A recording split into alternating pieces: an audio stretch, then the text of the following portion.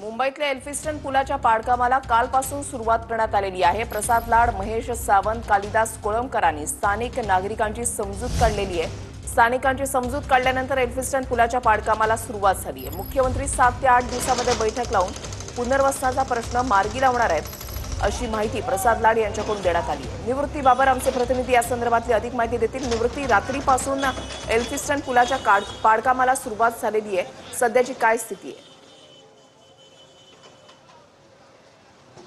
नक्कीच वृषाली, आपण पाहतोय की ब्रिटिशकालीन 125 वर्ष जुना हा एल्फिस्टन पूल काल रात्री 12 वाजल्यापासून वाहतुकीसाठी पूर्णपणे बंद करण्यात आलेला आहे आणि काल रात्रीपासूनच त्याच्या पाडकामाला सुरुवात करण्यात आलेली आहे। परंतु स्थानिक नागरिकांचा अनेकांचा विरोध होता आणि याच पार्श्वभूमीवरती या ठिकाणी पोलीस बंदोबस्त त्यासोबतच दंगल नियंत्रण पथक जे आहे ते या ठिकाणी तैनात असल्याचं आपल्याला पाहायला मिळतंय। कारण की आजूबाजूच्या नागरिकांचं म्हणणं होतं की ज्या पद्धतीने 19 इमारती ज्या आहेत त्या या बाधित आहेत, त्या 19 इमारतींपैकी फक्त 2 इमारतींचा प्रश्न जो आहे तो सरकारनं मार्गी लावलाय, तर इतर इमारतींचा देखील प्रश्न जो आहे तो मार्गी लावावा असं खरं तर त्यांचं म्हणणं होतं। परंतु काल इथले स्थानिक आमदार जे आहेत ते या ठिकाणी पोहोचले आणि लवकरात लवकर मुख्यमंत्र्यांची बैठक लावून लवकरात लवकर हा मार्ग निकाली काढला जाईल असं आश्वासन दिल्यानंतर अखेर हा एल्फिस्टन पूल जो आहे तो पूर्णपणे वाहतुकीसाठी बंद करण्यात आलेला आहे। रात्रीपासूनच पाडकामाला जे आहे ते सुरुवात करण्यात आलेली आहे।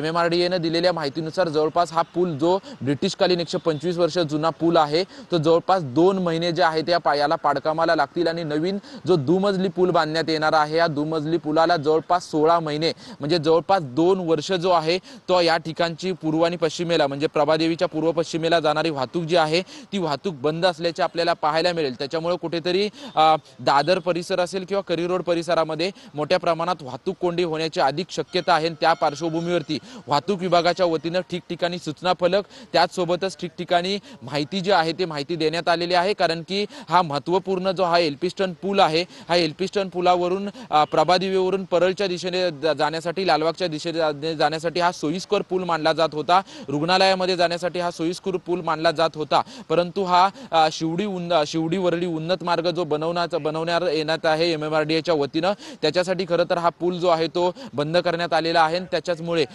नागरिकांना मोठ्या प्रमाणात त्रासाला सामोरं जाऊ लागू शकतं, कारण की वाहतूक कोंडी जी आहे ते मोठ्या प्रमाणात दादर करी रोड परिसरामध्ये होऊ शकते आणि त्याच पार्श्वभूमीवरती वाहतूक पोलिसांनी ठिकठिकाणी सूचना फलक त्यासोबतच वाहतुकीमध्ये काय बदल करण्यात आलेले आहेत त्याच्या सूचना ज्या आहेत त्या ठिकठिकाणी। नक्कीच धन्यवाद निवृत्ती दिलेल्या सविस्तर माहितीसाठी। मी माननीय मुख्यमंत्र्यांशी चर्चा केली, साहेबांचं आणि मुख्यमंत्र्यांचं बोलणं करून दिलं। साहेबांना मी सांगितलं महेशशी देखील मी चर्चा करतोय।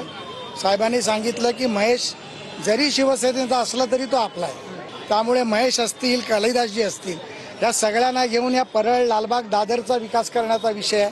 आंतरराष्ट्रीय एक ब्रिज होतोय, हा आंतरराष्ट्रीय दर्जाचा विषय आहे। त्यामुळे माननीय मुख्यमंत्र्यांनी आश्वासित केलं आहे की 7 दिवसात 10 दिवसात आपण ही बैठक लावू, क्लस्टरचा विषय मार्गी सोडवू।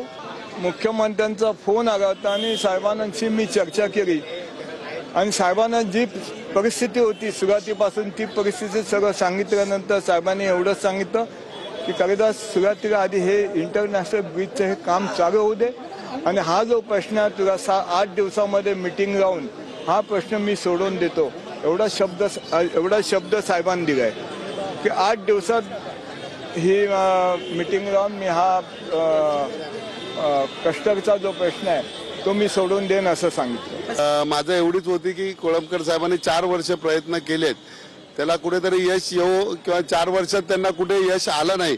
आता येत्या 8-10 दिवस काही लांब नाही, 8-10 दिवसात त्यांनी जर जनतेला शब्द दिलाय आणि त्यांनी सांगितलंय की CM साहेबांनी एकदा शब्द दिला की मागे फिरत नाही, त्याचा आम्हाला समजेल की 10 दिवसात CM साहेब मीटिंग लावतात की नाही। CM साहेबांची मीटिंग झाली तर त्यातून काहीतरी पॉझिटिव्ह निर्माण होईल, आम्ही त्यांना आयडिया सुद्धा देऊ, होण्यासारखं आहे। परंतु CM साहेबांनी ठोस निर्णय